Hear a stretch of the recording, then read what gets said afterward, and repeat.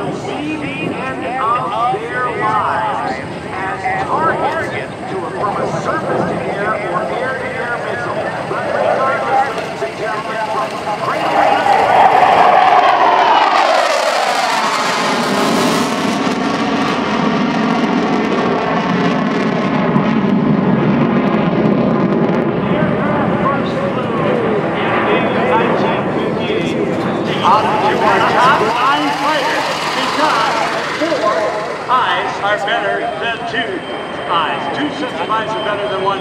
Tail hooked down.